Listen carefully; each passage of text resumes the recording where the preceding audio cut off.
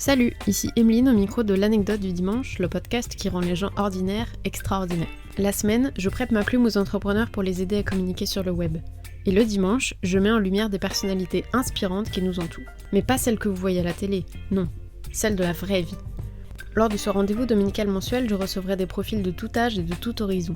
Ils me partageront de chouettes anecdotes, des moments marquants qui ont changé le cours de leur vie, des événements desquels ils ont dû se relever et surtout, les leçons de vie qu'ils en ont tirées. Votre fleuriste a peut-être un parcours inspirant qui pourrait changer votre vision de la vie, mais sans lui parler, vous ne le saurez jamais. Vous l'aurez compris, le but de ce podcast, c'est de reconnecter les gens entre eux en leur prouvant qu'on s'enrichit bien plus aux côtés des siens qu'en restant sur son téléphone. Et avant de démarrer les amis, si vous aimez ce podcast, je vous invite à mettre 5 étoiles avec un petit commentaire sur Spotify et Apple Podcast pour donner de la force à ce projet qui me tient particulièrement à cœur. Merci d'avance et bonne écoute. Salut Thibaut, comment ça va ? Salut Emeline, ça va et toi ? Super, merci. Merci d'avoir accepté mon invitation. Est-ce que tu peux te présenter à nos auditeurs ? Oui, pas de souci, avec plaisir. Donc Thibaut Zandecki, j'ai 29 ans et je suis détective privé depuis maintenant 7 ans. Alors, avant toute chose, parce que je sais qu'on va me poser la question, comment ça se fait que tu puisses parler à visage découvert et sans utiliser de pseudo ? D'ailleurs, pour ceux qui me suivent sur Instagram, anecdote-podcast, on a même mis déjà des photos de toi. C'est pas risqué vu que tu es détective privé justement ? Alors non, j'ai pas de mal à me présenter, à dire qui je suis et à montrer mon image, ma tête, etc. Je le fais, j'essaie de le faire assez régulièrement sur des vidéos avec des youtubeurs, des choses comme ça, parce que je pense qu'il faut vivre avec son temps. Faut savoir évoluer. Aujourd'hui, beaucoup de communication se fait sur les réseaux sociaux, sur les opérations un petit peu, je vais dire, marketing coup de pouce, etc. avec les youtubeurs. Donc, il faut essayer de démocratiser. Avant, le métier de détective était un peu côté sombre, très secret et très discret. Aujourd'hui, on essaye d'inculquer aux gens comme quoi un détective privé, on essaie de le rendre un peu plus banal pour que les gens puissent venir nous voir comme ils vont voir leur notaire, leur avocat ou leur conseiller matrimoniaux. Ça soit dans le quotidien, que ça puisse devenir une habitude ou quelque chose de démocratisé. Ok, que ce soit moins mystique, quoi. Moins mystique et que les gens aient moins peur. J'ai eu une fois un client qui m'a dit j'ai peur de venir vous voir, je veux pas vous voir dans vos bureaux, j'ai l'impression que je vais aller voir une prostituée ou quelque chose comme ça. J'ai dit mais faut pas le prendre comme ça. C'est sûr, ça fait un bizarre. peu la mafia, enfin un truc un peu ça. Sombre, quoi. C'est ça, alors qu'en fait on est une profession qui est très carrée, on a des autorisations, des cartes professionnelles, des agréments pour pouvoir exercer.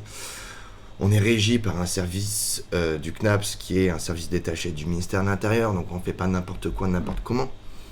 Donc c'est pour ça, moi j'essaye de communiquer au maximum, que ça soit des journalistes à l'écrit, des journalistes qui prennent des photos, des reportages. Mes associés font pareil, ils se montrent assez facilement, ils font des émissions qui seront diffusées à la télé, des choses comme ça, pour essayer de démocratiser et puis de se faire connaître aussi. Ok, mais le fait de voir ton visage, justement, t'as pas peur qu'on puisse te reconnaître pendant une filature ou ce genre de choses ? Alors oui et non. Une vidéo que j'avais faite avec un youtubeur où il y a eu quelques millions de vues, je sais que le lendemain ou le surlendemain, il y a quelqu'un qui m'a reconnu dans la rue et qui est venu me voir, mais sinon, les retombées, faut déjà voir les cibles des personnes.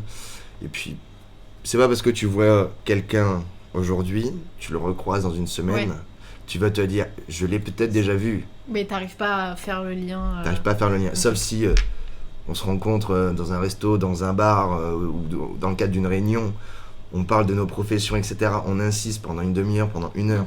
Là oui, tu vas me reconnaître, tu vas savoir. Mais si on s'est juste croisé et que tu sais pas qui je suis, ça va être compliqué, ou même si tu sais. Quand on est détective, là je me présente sous, entre guillemets, une forme et habillé d'une certaine manière. Quand je suis en mission, je suis pas forcément comme ça.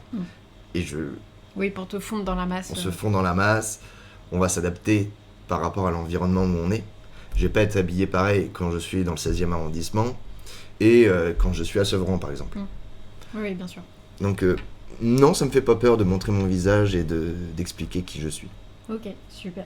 Et comment t'es devenu détective du coup ? C'est quelque chose que t'as toujours voulu faire ou ? Non, pas du tout. C'est pas quelque chose auquel j'avais pensé au tout début. j'ai commencé les études avec un BTS en technico-commercial. Après, je me suis lancé, licence en marketing communication, licence professionnelle. Et puis après, ça s'est pas forcément déroulé comme je le souhaitais avec l'entreprise. Et j'ai eu envie de voir autre chose. J'étais sur la fin de mon diplôme, je savais pas trop où aller et quoi faire.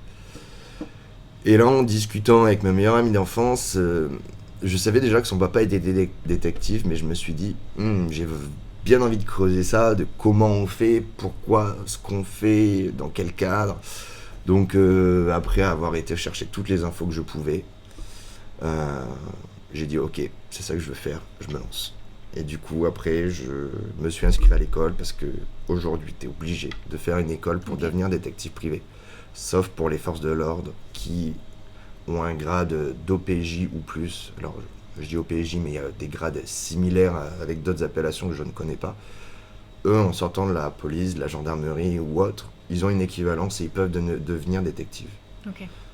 En tant que, entre guillemets, citoyen lambda, tu dois faire une école, il y a 4 formations en France.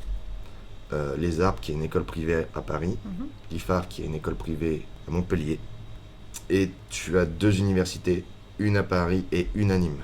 Ok. Et suite à ton examen, enfin ton année de formation, l'examen, le diplôme, tu peux créer une agence et faire les demandes pour devenir détective privé. D'accord. Et du coup, on vous apprend quoi en école de... Ça ressemble à quoi un peu le planning d'une semaine en école de détective ? Alors moi, je vais te parler de l'école privée parce que j'ai fait de ça. Ouais. J'ai fait celle-là et je connais moins les publics. C'est par package, en fait, la formation. On n'aura pas une semaine de formation sur le même type de cours, mais on va avoir beaucoup de cours de droit. Du droit civil, du droit pénal, du droit pénal spécial, du droit commercial, droit des sociétés, droit commercial. C'est vraiment, on voit le droit, on essaye de voir dans sa globalité sans... Alors je vais pas dire qu'on rentre pas en détail, on rentre en détail dans les choses dans lesquelles on sera amené à travailler. Ok. Et il y a des choses où on survole un peu plus, on sait que ça existe, mais on creusera pas sur ces choses-là forcément longtemps. Donc il y a le droit, après il y a la gestion d'une société. Ok. Parce que je vais te dire des chiffres, peut-être les 3/4 des détectives sont à leur compte. Donc il faut savoir gérer une société, que tu sois en auto-entrepreneur, que tu sois en libéral ou en forme de société chef d'entreprise gérant. Il faut savoir gérer une société, savoir faire un peu de compta, faire des devis, des factures, des contrats que tu fais signer à tes clients. On apprend aussi la gestion clientèle, les aspects psychologiques, recherche d'informations, et puis après à gérer une mission de A à Z. Donc ça va de la prise d'informations jusqu'à la fin, la rédaction d'un rapport qui est détaillé, qui est avec des termes juridiques dedans, qu'on va remettre au client et qu'il utilisera à son avocat. Et après, on a 2 autres parties qui vont un peu de pair. Il y a des travaux pratiques, où tout ce que tu as vu en cours sur les techniques de surveillance et de filature, tu dois les mettre en application. Donc, quand tu arrives en bas d'une maison ou en bas d'une résidence, tu vas chercher le nombre de sorties, tu vas chercher est-ce que tu peux rentrer en piéton, en voiture, où, quand, comment. Comment est configuré les lieux. Des exercices terrain en fait. Les exercices terrain. Pour que la mission se déroule au mieux, et puis après t'entraîner à la filature, etc. Ok, super. Voilà un peu le cursus. Ça a été quoi du coup ton premier cas en sortant de cette école ? Et c'était quoi un peu ton état d'esprit à ce moment-là ? Est-ce que tu étais stressé ou tu te sentais dans ton élément ?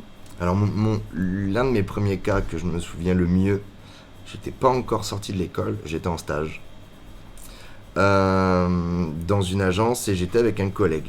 La mission, on devait surveiller un fonctionnaire de mairie qui est agent d'entretien communal en arrêt maladie.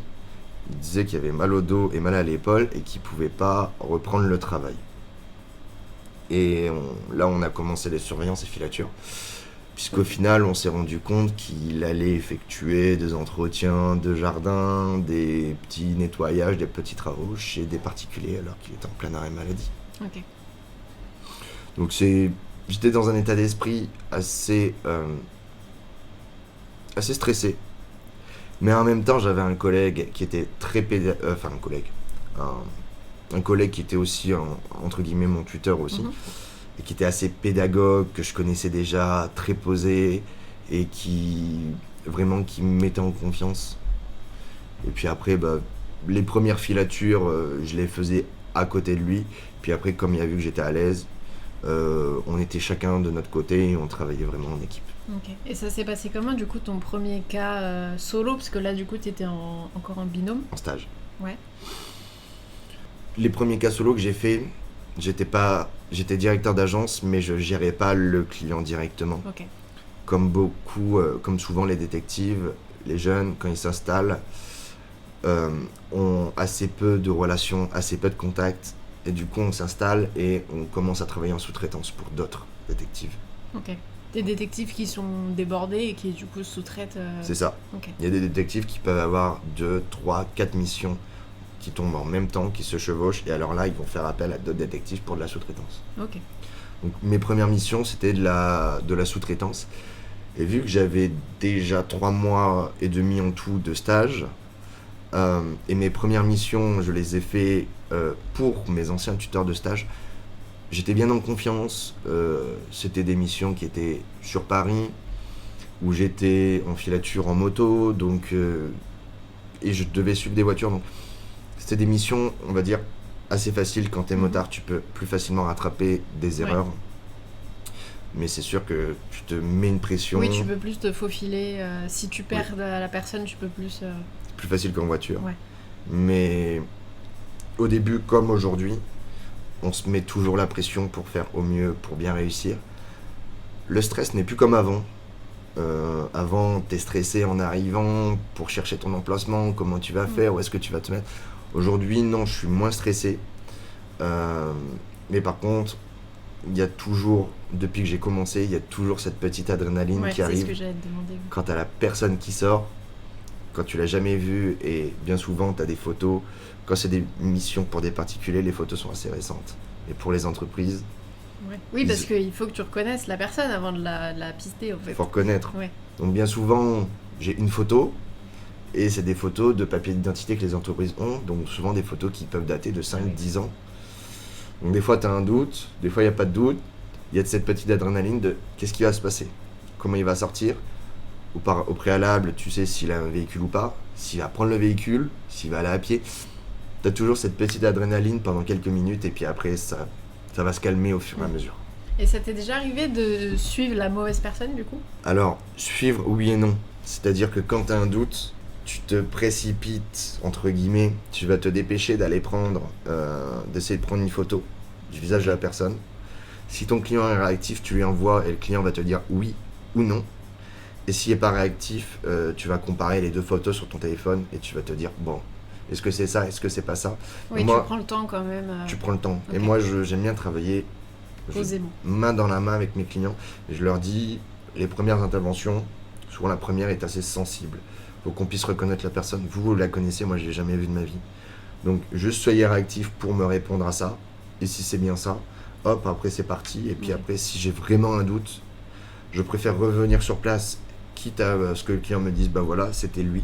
Bon ok, j'avais un doute, j'ai pas voulu prendre de mauvaises décisions, donc on annule ça aujourd'hui, puis on recommence demain. Ça ressemble à quoi la journée type d'un détective? Il n'y a pas de journée type. Il n'y a pas de journée type. On peut parler en journée ou en semaine. Il y a des semaines où tu vas être en période creuse et tu vas bosser par exemple 20 heures. Et tu as des semaines où les 70 heures sont faites aisément. Il y a toujours des périodes creuses comme le mois d'août.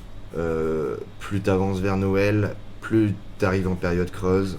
Et ça va repartir, souvent c'est début janvier ou à la mi-janvier. Mais pour t'expliquer un peu une journée type, tu fais tout. Il y a de l'administratif. En plus d'être détective, on est chef d'entreprise. Donc tu as toujours, par exemple, du démarchage, aller au contact des avocats ou des huissiers pour te faire connaître, des rapports, rédiger les rapports, traiter les photos, les vidéos, voir ce que tu vas pouvoir donner aux clients. Après, tu as les groupes d'entrepreneurs. Donc, par exemple, tu peux faire des BNI, des choses comme ça, pour essayer de te faire connaître auprès de professionnels, le réseautage. Après, tu as les missions. Donc là, comme on disait, aller faire des repérages sur son ordinateur, aller faire les repérages sur place, faire les missions. Les filatures peuvent des fois durer 2-3 heures, comme des fois tu peux faire 15 heures d'affilée. Et puis après tu rentres chez toi et tu recommences un peu la paperasse, la rédaction, etc. C'est quoi ta filature la plus longue? Parce que tu dis ça peut aller de 2 heures à 15 heures. Le maximum que j'ai fait, je crois que c'est 26 ou 27 heures d'affilée. Ah oui, ok. Mais pourquoi ça dure si longtemps alors qu'il y en a d'autres qui vont... Enfin, c'est quoi les critères qui font que ça dure si longtemps? Mais par exemple, ça peut fonctionner sur les touristes qui arrivent à Paris, qui vont arriver vers 7, 8, 9 heures. Donc tu fais par exemple l'arrivée à l'aéroport ou en gare, tu vas réceptionner entre guillemets la personne, on appelle ça comme ça. Il va monter à Paris, donc là t'as déjà au moins 1 heure voire 2 heures. Tu vas le suivre toute la journée, même si c'est pas forcément intéressant, parce que le client va vouloir savoir le soir avec qui la personne va au resto. Est-ce qu'ils sortent en bar, en boîte, etc. etc. Donc là, déjà, des fois tu peux finir ta mission à 5-6 heures du matin. Et des fois, ça m'est arrivé d'avoir des clients exigeants et qui disent je veux que ça soit du 24 heures sur 24. Ok. Donc même quand la personne est chez elle en train de dormir, toi t'es en bas en train de vérifier qu'elle ressorte pas ou... Là, la mission que j'ai eue 24 heures sur 24, c'était des touristes qui étaient là. Et son mari soupçonnait fortement qu'il y ait quelqu'un qui la rejoigne dans sa chambre d'hôtel. Donc j'ai dit mais je pourrais pas savoir, je vais pas avoir les yeux dans l'hôtel. Oui, tu peux pas être devant sa porte quoi. Mais quand elle va dehors, je vais pouvoir voir avec qui elle va, ce qu'elle fait, si elle va faire les magasins, si elle va au resto, avec des hommes, avec des femmes, elle était accompagnée d'une copine. Et là, il disait, voilà, je vais rien louper, du coup, je veux du 24 heures sur 24. Ok. Oui, ça dépend la demande du client, en fait. Ça dépend la demande. Et moi, je sais que j'avais fait les 26 ou 27 premières heures. Et puis après, c'était des vacations de 12 heures. On tournait entre agents. Mais alors, c'est bien sans être bien. C'est-à-dire qu'au bout d'un moment, t'es tellement fatigué que ton cerveau marche plus, t'es beaucoup moins attentif. Et c'est là où tu as le plus grand risque de perte ou de faire des bêtises sur ta mission. C'est bien de le faire, c'est bien de savoir jusqu'où on peut tirer, mais en vrai, le faire régulièrement, c'est pas faisable, c'est pas jouable. Quand est-ce qu'on fait appel à un détective du coup? Parce que là, tu nous parlais de faux arrêts maladie, de suspicion d'adultère. C'est quoi les situations où on peut faire appel à un détective, qu'on soit un particulier ou un professionnel, et surtout les situations auxquelles toi t'es le plus confronté? Il y a 3 types de clients. Donc comme je le disais, il y a les particuliers, il y a les entreprises, et puis après ce qui est un peu à part, il y a les assurances. Donc les particuliers, tu as un panel d'activités qui est assez large. Donc il y a le stéréotype de la relation extra-conjugale. Aujourd'hui, il se dit que un divorce pour faute n'est plus possible et n'est plus reconnu. Alors, oui et non. Il y a beaucoup moins de divorces pour faute. Il continue à en avoir, mais c'est très peu et très rare. Avant, il y avait beaucoup plus de divorces pour faute, avec des constats d'adultère. À 6 heures du matin, l'huissier qui vient avec le serrurier, avec la police. C'est encore très très rare, mais je sais qu'il y a quelques mois, quelques années de ça, j'en ai fait un. Okay. Ce qui est rare dans la carrière d'un détective, j'en connais qui travaillent depuis 15 ans qui n'en ont jamais eu. Parce que c'est le juge qui doit ordonner ça, ouais, etc. Alors qu'on pense que c'est 90% de l'activité, quoi. Je dirais c'est un tiers de notre activité. Okay. Ce que veulent les gens, pourquoi ils font appel à nous pour les relations extra-conjugales, ils ont le besoin de savoir. En fait, ils ont le doute, le couple bat de l'aile, est-ce qu'ils vont divorcer ou pas, est-ce qu'ils ont moyen de sauver leur couple. Et la relation extra-conjugale, c'est ce qui donnera en fait le coup de grâce. Ils veulent en avoir le cœur net, quoi. C'est ça. Okay. Donc pour le particulier, les relations extra-conjugales, il y a les conditions de garde d'enfants quand le couple est séparé, voir si tout est bien respecté, tout ce qui a été dit au juge est carré. Tu peux avoir abus de faiblesse ou abus de confiance. Donc abus de faiblesse pour les jeunes comme pour les personnes âgées. Les abus de confiance, ça, tout le monde peut en être victime. Les personnes qui ont prêté de l'argent et derrière ils n'arrivent pas à le récupérer. La personne se met en situation d'insolvabilité alors qu'elle travaille. Ou alors tu peux avoir aussi des révisions de prestations compensatoires. Okay. Ça, c'est assez, je vais pas dire technique, mais dans le cadre d'un divorce, s'il y a une grande disparité de salaire entre les deux conjoints, lors du divorce, le conjoint le plus lésé touchera une prestation pour garder un train de vie pendant 1 an ou 2, pour qu'il puisse se remettre, entre guillemets, en bonne forme et en bonne santé. Et ça, il y a des personnes qui, comme par hasard, ont une baisse de revenus pendant le divorce, et puis hop, ça repart en flèche juste après. Du coup, ça, on va essayer de voir est-ce que la personne a retrouvé un travail ou pas pour réviser cela. Ok. Au niveau des entreprises, beaucoup d'arrêts maladie abusifs qui vont de pair, souvent, pas tout le temps, mais souvent, avec le travail dissimulé. Ok. Oui, c'est des gens qui se mettent en arrêt auprès de leur travail officiel C'est ça. et qui en fait travaillent au black à côté, quoi. C'est ça. Il y a des personnes, des fois, qui sont en arrêt maladie, qui disent, des ouvriers qui disent qu'ils ont mal au dos, à l'épaule, et puis derrière, ils vont faire des travaux chez eux, ils vont aller porter pour aller à la déchetterie, faire des achats de matériaux de gros œuvres. Donc, là, c'est là où il faut essayer de mettre la balle au centre et trouver un juste milieu. Il peut y avoir du vol dans les entrepôts logistiques ou usines. Des gens qui vont voler, donc là il faut essayer de voir comment ils font, qui volent, où est-ce qu'ils mettent les produits. Ok. Ouais, par exemple des entrepôts Amazon ou ce genre de choses, ils volent des... C'est ça, des produits qui sont volés. Ou alors tu peux avoir du vol, j'appelle ça non physique, mais c'est par exemple du vol de fichiers clients. Ok, ouais. Un commercial ou un directeur commercial qui part d'une société avec le fichier client.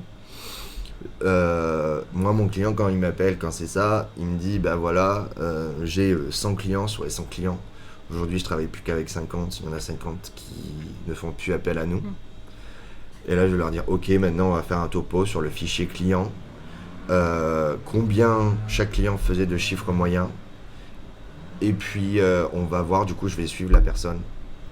Et on va voir, selon le fichier que vous m'avez donné, est-ce qu'il va visiter ses anciens clients. Ouais. Oui, parce que ça se trouve, ça a peut-être rien à voir, quoi. Ça n'a peut-être Il rien peut à avoir voir. perdu des clients sans que l'autre forcément C'est les ait ça. récupérés. Okay. Ou alors les clients ont suivi Par le affinité. commercial. Et là, bah, du coup, là, il y a du vol de fichiers clients, il y a du détournement de clientèle. Après, moi, je vais constater qu'il va avoir tel client, même s'il fait partie de la liste des anciens clients. Après, c'est à l'avocat et au juge de décider. Okay. Moi, je vais juste voir si il voit les anciens ou non. Après, tu as des clauses de non-concurrence. Donc, les clauses de non-concurrence sont souvent pour des postes clés des sociétés. Tout ce qui est les directeurs, etc., sont payés pendant 1 an ou 2 ans pour ne pas aller travailler à la concurrence sur un périmètre donné. Okay. Il y en a qui le respectent, il y en a qui le respectent pas et qui vont à la concurrence, des fois à 5 km ou des fois à 100 km. Tout dépend ce que cette clause englobe. Donc ça, on fait aussi beaucoup d'investigations là-dessus et en fait, tout ça, c'est un peu de la concurrence déloyale. Ok, ouais. Et le dernier volet, pour les sociétés, on le fait aussi un petit peu pour les particuliers, mais c'est des budgets assez gros. On fait des dépoussiérages, on appelle ça, des recherches de micros et caméras espions dans les bureaux, dans les véhicules, des recherches de traceurs, donc de balises GPS sur les véhicules. Donc tout ça, c'est de l'écoute illicite. Tu as aussi du logiciel espion, ça, je vais pas dire je fais pas, je fais, mais c'est assez cher, ça coûte plus cher que le matériel bien souvent. Donc il faut vraiment qu'il y ait un enjeu derrière. Ok, ouais. Mais tout ça, c'est pas que dans les films. Ça existe, des personnes qui passent des caméras dans les salles de comité de direction, dans les bureaux des assistantes de direction, qui voient tout, qui entendent tout, qui savent tout. Oui, des micros sous les tables. Alors le stéréotype, c'est le micro sous la table. Ouais. En vrai, un micro sous la table, ça existe. Que tu vas mettre avec un scotch ou... Ça, c'est des choses qui vont durer peut-être 1 heure, 2 heures, qui vont pas durer bien longtemps parce que c'est mini. Et ça, c'est dans les films. Mais tu peux, si quelqu'un a accès, par exemple, au faux plafond, il peut créer faire un une vrai prise, système. faire un système, il est branché, ça fonctionne en Wi-Fi, et le système va tout retransmettre sur le téléphone. Ok, ouais. Et est-ce que tu fais aussi, parce qu'on voit de plus en plus ça, dans les Airbnb, des gens un peu détraqués qui mettent des caméras un peu partout Non. Non. Non, je fais pas parce que... Est-ce que toi, quand tu vas louer un Airbnb, tu vas faire la démarche de m'appeler pour venir vérifier le Airbnb? Non, pas forcément, mais je pensais plus à un Airbnb qui a eu plusieurs plaintes ou ce genre de choses, que on fasse appel à toi pour vérifier, quoi. Mais là, faudrait... Pour aller dépecer les peluches et voir s'il n'y a pas des caméras, quoi. Là, pour le coup, ce serait pas pour le locataire Airbnb. Là, ce serait peut-être plus à travailler avec Airbnb et pour Airbnb dans ce genre de cas. Ce qu'on n'a jamais fait. Et surtout, là, c'est assez compliqué au niveau juridique, puisqu'en fait, c'est un lieu privé. Oui, c'est vrai, ouais. Et pour faire ça, on a besoin de l'accord du propriétaire. Ouais, d'avoir les autorisations. Un peu comme comme la police a besoin d'un mandat pour venir fouiller chez toi, quoi. Grosso modo. Tu peux pas... ok. Donc là, il faudrait que j'ai l'accord du propriétaire ou alors que je fasse une location fictive. Niveau juridique, je saurais pas te dire, c'est assez flou. Ouais. Et non, je sais très bien qu'il y a des Airbnb qui le font, etc. Qu'il y a des youtubeurs aussi qui montent des petits systèmes avec des lampes infrarouges pour voir les œillets de caméra. Toujours se méfier de l'objet qui est là, à sa place, et qui ne devrait pas être là. Une horloge ou un réveil qui est là dans une salle de bain, moi je me méfie. Mais après, il y a tellement de choses qui existent. Moi je vois tellement de micros et de caméras cachées, ça peut aussi bien se dissimuler dans une cafetière, dans un stylo, dans un pot à crayon. Ça peut être une ampoule, ça peut être une clé USB. Tout et n'importe quoi, ouais. Tous les objets du quotidien peuvent être c'est que détournés. la majorité sont dispo sur Amazon. C'est ça. Maintenant, avant c'était assez cher. Aujourd'hui sur Amazon, pour une cinquantaine voire une centaine d'euros, t'as du matériel qui est assez performant et qui marche bien. Mais il faut se méfier de tout, tout ce qui est posé, les vases, etc. C'est possible que ça soit dedans, mais l'autonomie sera moindre. Alors que tout ce qui est relié à l'électricité, là, ça a une durée de vie indéfinie, j'ai envie de te dire. Oui, des faux appareils, des fausses cafetières, des faux grille-pains, ce genre de choses, quoi. C'est ça. Ok. Là, du coup, on a parlé de tes champs d'action. Ouais. C'est quoi, au contraire, tes limites d'intervention? Là où on vient te démarcher et tu dis non, désolé, ça, je peux pas intervenir. Déjà, on se doit de respecter la loi et toutes les lois. On n'a pas de passe, on n'a pas de contournement possible selon les lois, etc. Non, on se doit de respecter la loi. Il faut qu'on respecte aussi la vie privée des gens. Il faut qu'il y ait une notion de proportionnalité. Ok, c'est-à-dire C'est-à-dire, tu vas pas suivre quelqu'un pendant un mois, même si ton client a les moyens, pour peut-être obtenir une information. Je sais qu'en assurance, la notion de proportionnalité est très importante. Et ils vont faire que quelques jours. Ils vont pas aller au-delà, parce que il faut vraiment respecter ça et la vie privée. Ok. Je sais pas, je te dis une bêtise, le client te mandate pour un arrêt maladie, parce que la personne travaille avec ses membres, avec son corps, etc. Et il te dit voilà, il a mal au dos, il a mal ci, il a mal là. Ben, si la personne, par exemple, elle va à la pharmacie, tu peux essayer de tendre l'oreille pour voir les médicaments qu'il va prendre, pour voir si c'est en lien avec ça. Mais par exemple, s'il va à la pharmacie et qu'il va acheter du lubrifiant, des préservatifs, ben ça reste de la vie privée. Ouais. Et ça n'a rien à faire dans le rapport, et la personne n'a pas à le savoir. D'accord, ok. Oui, tu fais quand même un tri dans ce que tu mets dans le rapport. La notion de la vie privée, c'est important. Tout comme les images, les photos, on va pas prendre n'importe quelle photo et donner n'importe quelle photo au client. Des photos dans des lieux privés, ça c'est interdit. Après, ouais, tu peux pas, comme on voit dans les films, Non. prendre à travers la fenêtre, ce genre de choses? Non. Il y a D'accord. peut-être des pays qui l'autorisent et qui acceptent cette photo.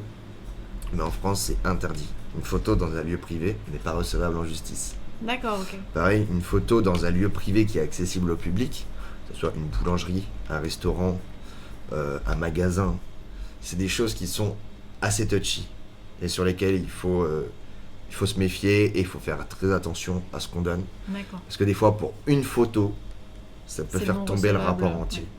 Mais du coup, si par exemple tu es dans une filature pour une suspicion d'adultère, Ouais. que tu vois la personne suspectée entre guillemets avec une femme ou un homme Mhm. dans un magasin ou chez elle à travers la fenêtre, t'es obligé d'attendre qu'ils s'embrassent ou qu'ils se tiennent la main dehors pour les prendre en photo. T'as pas le droit de... Je suis obligé d'attendre qu'ils soient en extérieur sur la voie D'accord. publique pour prendre des images. Mais par contre, rien ne m'empêche de Ah, tu peux le mettre dans ton rapport, mais pas d'image. retranscrire ce que je vois. D'accord, ok. Donc à Paris, par exemple, oui, je constate que monsieur et madame sont en train de s'embrasser et de se faire un câlin sur le balcon. Ok ? Je n'ai pas de preuves, je n'ai pas de photos. Mais j'ai constaté ça. Et dès qu'ils vont sortir, je vais les prendre en photo à la sortie pour dire voilà, c'était eux. D'accord, ok. Parce que souvent, j'ai regardé des reportages ou ce genre de choses sur les détectives. Et parfois, on vous voit justement prendre des photos de personnes qui sortent d'un bâtiment mais qui font rien de particulier, tu vois. Et du coup, je me suis toujours demandé, en fait, ça prouve rien, mais du coup, ça vient rejoindre le fait qu'ils étaient ensemble dans ce bâtiment et ça corrobore avec ce que toi tu écris.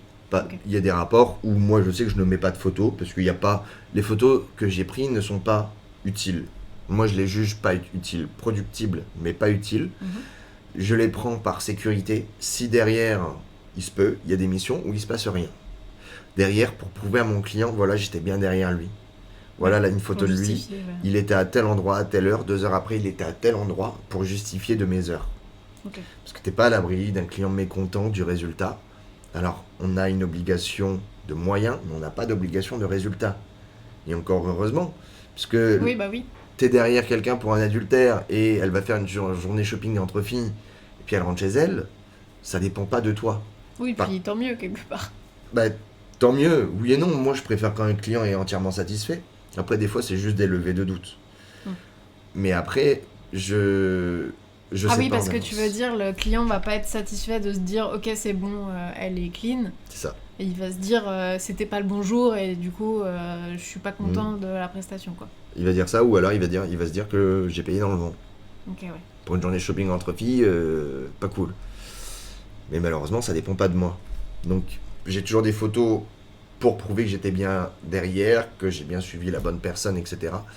Mais les photos, c'est pour ça qu'on prend des photos, par exemple des sorties de bâtiments ou les voitures qui sortent des garages, pour dire voilà, j'ai bien la voiture, j'ai bien la plaque, j'étais bien derrière la bonne voiture. D'accord, ok.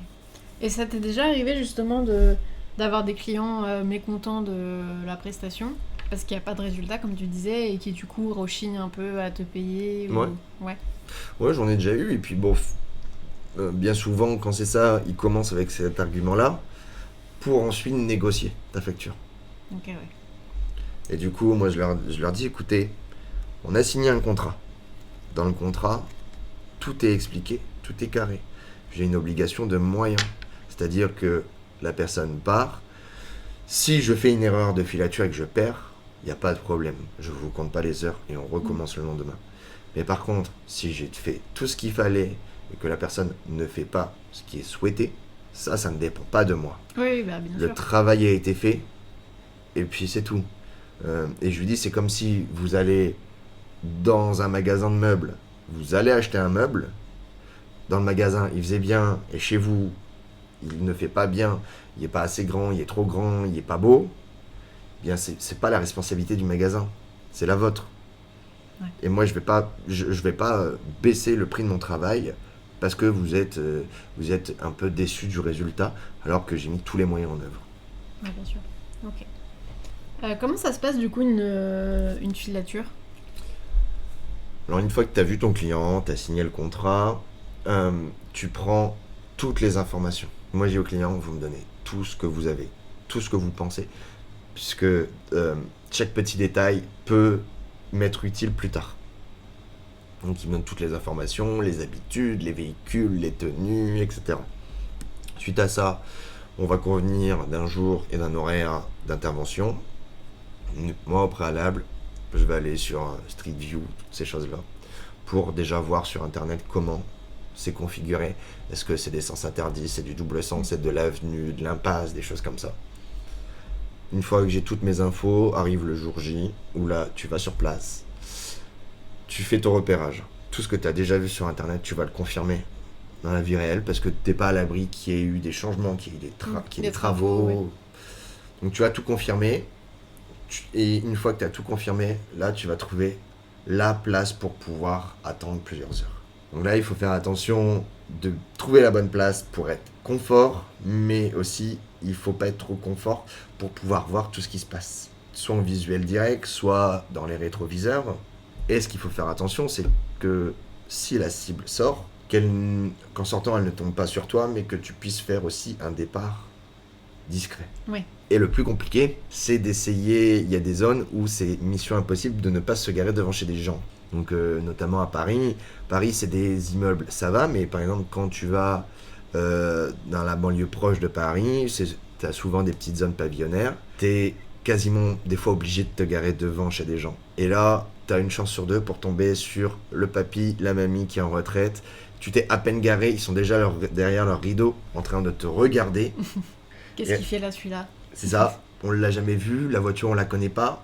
Et là, t'as quelques minutes, voire quelques heures devant toi avant qu'ils viennent toquer à ta fenêtre, ou alors qu'ils appellent la gendarmerie ou la police. Oui, parce que du coup, ils te voient dans la voiture en train d'attendre, donc ils se disent c'est quoi ce loupard, quoi. C'est ça. Et comme on apprend aux jeunes à l'école, des fois, t'attends sur ta place derrière ton volant, des fois, t'attends à l'arrière de ta voiture avec les vitres teintées pour moins te faire remarquer. Ouais. Ce qu'il faut juste faire attention, c'est si t'es dans une zone pavillonnaire, tu viens t'installer à 10h, il fait jour, il y a plein de vitres qui viennent sur ta voiture. Si la personne te voit aller de l'avant à l'arrière, déjà, ça va être super bizarre. Donc il faut mettre en place toutes les astuces, mais à juste titre et à juste mesure. Ok.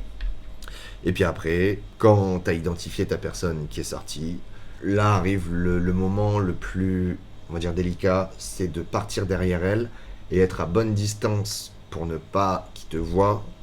Mais il faut pas être trop loin non plus, puisque si tu arrives sur un boulevard avec plein de feux ou à des intersections, faut pas mettre trop de distance pour pas perdre dès le début. C'est le moment le plus délicat, une fois que la filature est lancée. Après, ça roule, tu vois un petit peu dans quelle direction ça va. Selon les infos de ton client, ça peut t'aiguiller. Là, tu sais qu'il va aller voir quelqu'un de sa famille. Là, il va aller à un rendez-vous médical, des choses comme ça. Et puis, une fois que ça arrive, là, il faut poser la voiture très rapidement pour pouvoir essayer de prendre des images s'il y a besoin d'en prendre.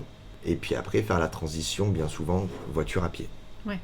Et parce que tu disais que tu travaillais beaucoup à Paris, mais comment tu fais? Parce que on peut pas se garer à Paris, donc quand tu dois faire la transition, par exemple, si tu suis une voiture et qui va rentrer dans une propriété ou un portail, ce genre de choses, toi tu peux pas rentrer, donc il faut que tu te gares quelque part, mais du coup tu fais comment? Eh bien, comme dirait un de mes anciens formateurs, faites flex sur les pattes arrière. Du coup, ça veut dire que tu vas lâcher ta voiture comme un malpropre. Ouais. Donc, si c'est une double voie, tu vas te garer un peu sur la piste cyclable, tu vas te mettre un warning. Alors, je sais qu'il y a des gens qui vont rager, mais des fois, t'as pas le choix parce qu'il faut la photo, le moment. Donc, tu vas te garer pendant 2-3 minutes à l'arrache sur au mieux, s'il y a des places de livraison, s'il y a des sorties de parking, ta voiture sera toujours à proximité de toi, dans un périmètre, on va dire, des 200 mètres. Tu as toujours un visuel, si tu gênes, tu peux toujours bouger ton véhicule. Mais tu lâches ta voiture comme un malpropre, et puis après, tu prends tes éléments, et puis après, là, tu vas retourner à ta voiture pour pouvoir mieux te garer, et du coup, refaire ce que j'ai dit au début, refaire toute l'analyse topographique, où on est, comment sont faites les rues, les sorties, etc. Et là, tu refais tout. C'est un processus en fait sans fin. Et là, tu vas repositionner ta voiture pour ensuite repartir si la mission est amenée à continuer. D'accord, ok. Et comment tu sais justement si elle est amenée à continuer? Une fois que t'es garé, tu sais pas si la personne va rester 10 minutes ou 3 jours, quoi. Non, mais après, moi, j'aime bien tenir mes clients au courant. Donc, que ce soit par texto ou par appel. Je leur dis, écoutez, voilà, là, on est au niveau de telle zone. Est-ce que vous savez? Ah oui, c'est le rendez-vous chez l'esthéticienne, ou c'est le rendez-vous chez le médecin, ou oui, c'est normal, c'est sa sœur qui habite là. D'accord. Oui, écoutez, souvent ça dure une demi-heure, souvent c'est 1 heure, 1 heure et demie, et des fois ils me disent, écoutez, on arrête là. Oui, c'est tes clients en fait qui te guident sur est-ce que tu restes ou est-ce que ça s'arrête, quoi. C'est ça. Après, moi ils me demandent très souvent conseil, mais je leur dis, vous-même vous êtes de très bons conseils parce que vous connaissez la personne. Moi je la connais pas. Souvent je commence à connaître les gens et leurs habitudes quand je les ai suivis pendant plusieurs jours. Mais là, quand c'est au tout début, tu peux pas savoir en avance. Et si le client te répond pas, tant que t'as pas reçu, on va dire, d'ordre, moi je bouge pas, au risque qu'il puisse y avoir quelque chose après et que le client soit déçu. Ok. Ça t'est arrivé d'avoir des missions qui durent plusieurs mois ou carrément plusieurs années, d'avoir une personne à surveiller comme ça très longtemps? Je vais pas dire plusieurs mois ou plusieurs années, mais tu peux avoir des clients qui font appel à toi tous les ans pendant peut-être quelques jours à l'année. Et ça peut être dans tous les domaines, hein. Ça peut être par exemple dans les relations extra-conjugales. Ça peut être par exemple un client, un chef d'entreprise qui a un problème avec toujours le même salarié. Ou alors sur des emprises aussi. Ça, j'en parle pas parce que je fais pas. Mais tu as tout ce qui est les emprises sectaires, etc., Ouais. qui est dans l'abus de confiance et Ok. l'abus de faiblesse. Mais par exemple, oui, je sais, j'ai un collègue, euh, la, la femme est sous emprise de son mari, ils ont 2 enfants, lui est dans une secte, etc. Et du coup, les grands-parents s'inquiètent pour leur fille Ok. et pour leurs petits-enfants. Et du coup, il fait une vérification de voir comment elle est qu'elle est en forme, est-ce qu'elle continue d'aller sur le lieu où la secte se réunit, etc. Et souvent, il fait ça régulièrement à la rentrée des classes pour voir est-ce que les enfants vont bien être scolarisés, D'accord, est-ce ok. qu'ils vont pas être retenus dans cette secte à 100%. Ok. Et comment tu fais si par exemple tu te fais remarquer en pleine filature? T'as plusieurs moyens. Tu t'enfuis, tu trouves. Comment tu Alors, retombes sur tes pattes? t'as plusieurs types de se faire remarquer. T'as se faire remarquer, se faire cramer. Moi, si la personne se retourne sur moi et je vois que nos regards se croisent, tout de suite, je vais essayer de prendre un peu plus de distance. J'ai toujours mon sac opérationnel sur moi. Et dans mon sac opérationnel, j'ai de quoi me désilhouetter, on appelle ça. Donc, c'est ça. Donc, je vais mettre peut-être une casquette, un chapeau, un bonnet. Bon, les chapeaux, j'en ai jamais mis, Oui, c'est j'en ce ai que pas. j'allais dire, quelqu'un avec un chapeau, c'est plus louche que. Bah, dans Paris, Enfin, une ça femme dépend qui où, met un mais- chapeau dans le Oui. 16e ou dans le 8e, Oui, s'il une pleut femme, pas. oui, je parlais plutôt pour les hommes. Non, pour les hommes, non, souvent c'est casquette, bonnet, des lunettes. Des lunettes de vue, ça casse vraiment un visage. Ouais. Bien souvent, quand. Là, je vais parler en période où il fait pas très froid, t'as un pull, souvent t'as un deuxième pull dans ton sac. Ou alors tu peux avoir des manteaux réversibles. Donc tu vas faire en sorte que la personne te reconnaisse vraiment pas et t'as d'autres accessoires comme des écharpes aussi. La période où il y avait les masques était bien parce que ça cassait vraiment Ouais. les visages. Ah bah, tu mettais un masque, une casquette et tu pouvais aller où tu voulais. C'est ça. Aujourd'hui, bon, une personne qui a un masque dans la rue se fait plus facilement voir Ouais. qu'il y a 4 ans. Donc là, je te dis pas moins, mais quand arrive la période hivernale, les écharpes montées sur le nez parce qu'il fait froid, ça passe tout seul.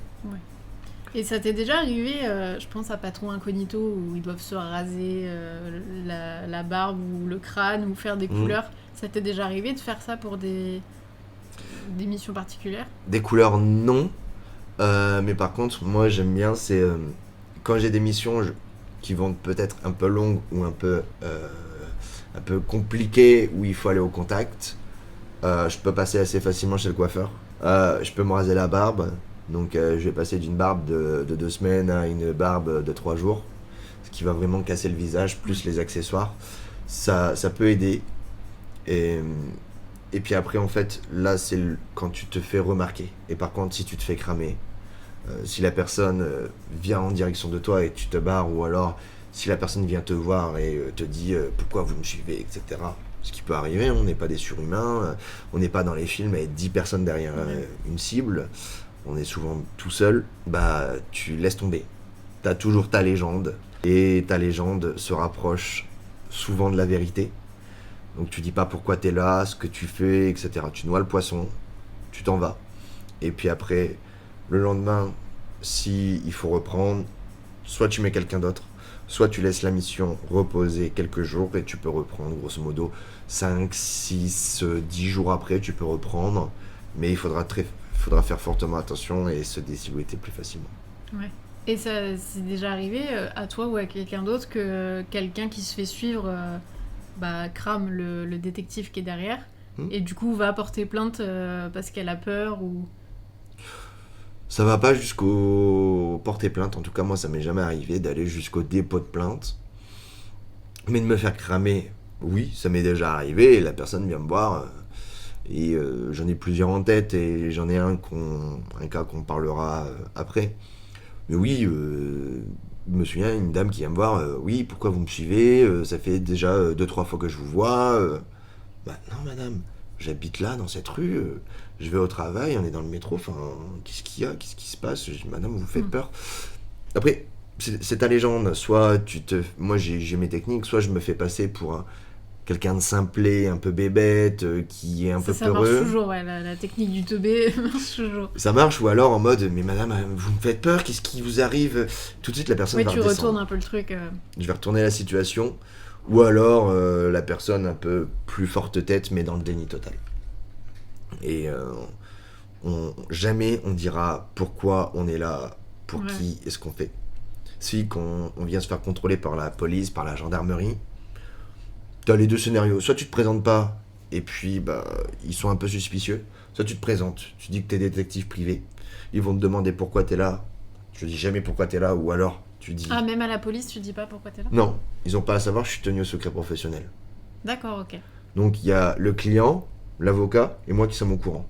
S'ils veulent savoir le pourquoi du comment, c'est parce que je suis convoqué dans le cadre d'un dossier, et que le juge a demandé mon audition, et alors là je dois montrer patte blanche et je dois tout raconter. Mais d'accord, sinon... ok, je pensais que le secret professionnel pétait dès que tu rentres dans un commissariat, quoi. Alors si t'es convoqué, etc., qu'on demande toutes les infos parce que ton client a fait de la merde, etc., là oui, t'es obligé de produire un rapport, contrat, facture, tout. Mais si la police vient ou la gendarmerie vient juste te contrôler, contrôle de routine pour voir est-ce que t'es pas un cambrioleur ou quoi, moi je monte ma carte professionnelle et je leur dis voilà, je suis détective privé, je suis là en planque, je sais pourquoi vous êtes là, il y a des voisins qui ont dû vous appeler, mais écoutez, j'ai peut-être resté là plusieurs heures ou plusieurs jours, mais bien souvent on me demande pourquoi je suis là et je leur dis non, je suis tenu au secret professionnel, je n'ai pas le droit de vous dire. Ouais, okay. Mais vous inquiétez pas, si vos collègues ou si on vous rappelle, sachez que c'est moi, quoi. Et il y a des missions où dans des zones un peu excentrées, des tout petits villages, des choses comme ça. Parfois, il vaut mieux aller se présenter directement au commissariat ou à la police et dire voilà, je suis détective privé, je vais être sur place, donc si on vous appelle pour telle voiture et pour moi, sachez que c'est moi et ça sert pas forcément à grand chose de se déplacer.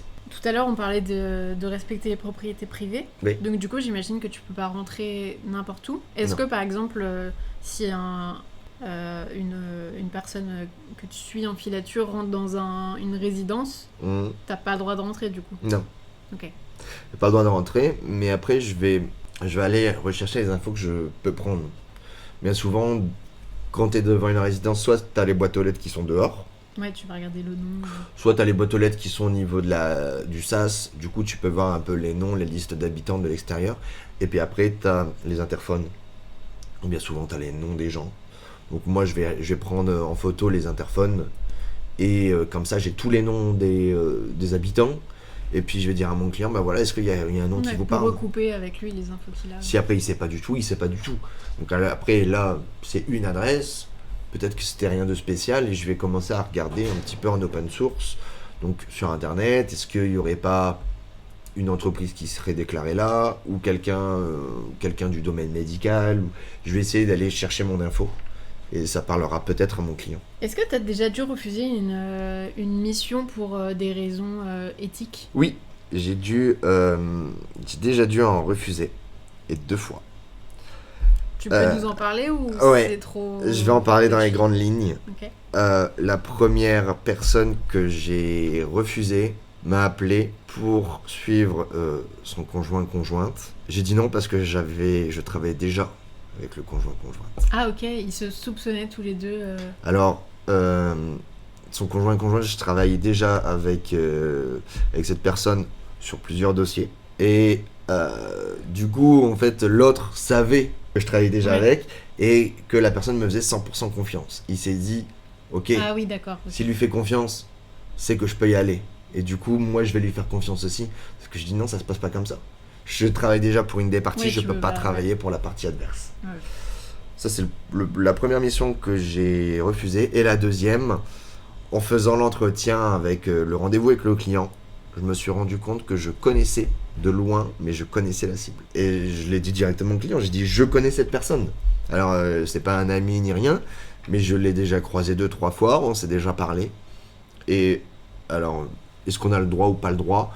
Moi, personnellement, quand ça touche quelqu'un que je connais de près ou de loin, moi, je refuse automatiquement cette mission. Mais c'est par rapport à ton éthique et tes valeurs ou c'est par rapport au fait que du coup, si toi tu la connais, elle te connaît forcément aussi et du Il coup y a de t'es ça. plus susceptible de te faire repérer. Il y a de ça, on se connaît déjà, donc même s'il ne connaît pas forcément ma fonction, je peux me faire repérer plus facilement, mais aussi mon éthique personnelle. Et puis attention, il faut faire attention aux conflits d'intérêts. Oui, c'est comme les avocats ou les... Un psy par exemple, tout simplement peut pas suivre deux personnes d'une même famille quoi. C'est ça. On se doit d'être tout le temps neutre et objectif. Ouais. Donc si la personne, je la connais, je suis plus forcément neutre et en toute objectivité. Donc dans un cas comme ça, j'ai refusé. J'ai dit écoutez, vous avez des confrères et des consoeurs aux alentours, allez les voir. Mais moi, je n'irai pas voir la personne, je n'irai pas lui dire. Mais par contre, je ne la ferai pas, par décence. Ok. C'est quoi le plus grand défi ou la plus grande difficulté auquel tu as dû faire face depuis le début de ta carrière? Devenir patient. Devenir Sacré patient. défi. Oui. Avant, quand tu vas chercher un pote chez lui ou des choses comme ça, qui est pas prêt, t'attends 5 ou 10 minutes, au bout de 5 ou 10 minutes, j'étais déjà en train de pester dans ma voiture. Et là, tu te dis... Et maintenant t'attends 4 heures dans une voiture. Et encore 4 heures, j'ai envie de te dire, c'est les cas les moins longs. En fait, on a des interventions minimum de 3 à 4 heures. Donc ça, c'est les interventions les moins longues, mais des fois, tu peux attendre pendant 10 heures devant une porte. Il y a des gens qui sortent, mais il ne se passe rien, ta cible ne sort pas. Donc là, c'était mon plus grand défi, c'est de devenir patient, mais surtout à essayer de faire passer le temps plus vite. Ouais, c'est ce que j'allais te demander, comment tu fais passer le temps parce que tu dois quand même rester concentré. Donc tu fais quoi en fait pendant 10 heures? T'écoutes de la musique, Ouais. t'écoutes des livres audio, t'écoutes des podcasts, tu fais en fait tout ce que tu peux faire, mais qui ne fera pas forcément Ouais. baisser Qui ton t'occupe attention. le cerveau mais qui t'occupe pas les yeux quoi. C'est ça. Il faut toujours que ton regard reste focus sur l'objectif. Donc, tu peux pas rester 1 heure devant une porte sans cligner des yeux, sans baisser ton attention. Mais il faut essayer que la baisse d'attention soit la plus rapide possible. Donc que tu t'apprends à t'occuper. Oui, parce que en plus, imaginons que tu sois dans ta voiture mais que tu fasses autre chose, quand la personne va sortir, tu vas peut-être potentiellement la voir, mais le temps que tu sortes ton matériel et tout, ça sera trop tard. Donc il faut que tu sois prêt à tout. que tu sois prêt dès qu'elle ouvre la porte. Il faut que tu sois prêt à toute éventualité. Et c'est là où, tu vois, plus on avance dans l'âge, et j'ai des collègues qui sont beaucoup plus âgés, j'ai des collègues qui ont 50, 60, j'ai même un collègue de 80 ans. Face aux jeunes qu'on a parfois en stage, tu passes de 60 battements de cœur par minute en mode tranquille dans ta voiture à une montée de stress d'un coup en train de courir derrière la personne pour réduire la distance. Ouais. Donc il faut savoir passer de tout au rien et de rien à tout. Mais après, toujours rester focus. Donc on passe beaucoup de temps aussi au téléphone pour passer le temps entre collègues, etc. Ça aide, ça fait passer le temps. Tu te dis, écoute, tu te racontes tes histoires, des trucs comme ça. Mais il faut toujours avoir l'attention. Rester focus. Ouais. Ok. Comment tu gères les aspects émotionnels dans les affaires perso comme des divorces ou ce genre de choses? Est-ce que ça t'impacte ou est-ce que tu arrives à mettre une barrière et juste à faire ton travail sans que la situation d'une femme ou d'un homme te touche particulièrement? Au départ, au tout début, c'était assez prenant. Parce que je vais pas dire que tu vas pas jusqu'à transposer les problèmes, mais ça t'impacte. T'es tout le temps en train, tu t'y penses, tu réfléchis, etc. Et moi personnellement, peut-être pas tout le monde, mais moi personnellement, j'ai appris à prendre du recul au fur et à mesure des années. Et de me dire, non, j'ai plus envie de m'impliquer autant. Quand je suis au travail, je suis au travail. Quand je rentre à la maison, je laisse les problèmes dehors. Alors c'est vrai, mais pas pour tout.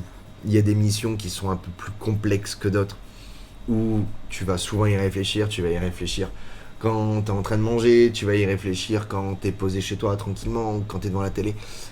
Il y a tout le temps des choses qui vont qui vont te tourner en tête et tu vas te chercher la solution. Donc parfois il n'y a pas une, il y en a plusieurs, mais la solution la plus adaptée. Mais sinon, non, j'ai appris à me détacher fortement. Et des fois, tu vois des clients en rendez-vous, des clients qui sont en détresse, parfois des femmes ou des hommes qui pleurent devant toi. Moi, ça m'atteint beaucoup plus un homme qui pleure qu'une femme qui pleure. T'as des mecs, ils arrivent, c'est des gros bonhommes, 1m80, 110 kg, une carrure, une armoire. Ils sont là, ils t'expliquent leur truc et ils commencent à pleurer. Et c'est là où tu vois qu'il y a, derrière les gens, il y a des émotions. Ouais. Mais il faut pas rester totalement détaché. Faut comprendre la personne, mais il faut pas transposer sur soi, parce qu'on a toujours notre objectif d'être neutre et d'être en toute objectivité. Ouais. Oui, il faut pas que tu te laisses influencer par une personne qui pleure. Et aussi, il faut pas que ça te ronge, toi, de l'intérieur. C'est ça, il faut avoir le juste milieu, être compréhensif, mais avoir de l'empathie, mais pas trop non plus, quoi. C'est ça.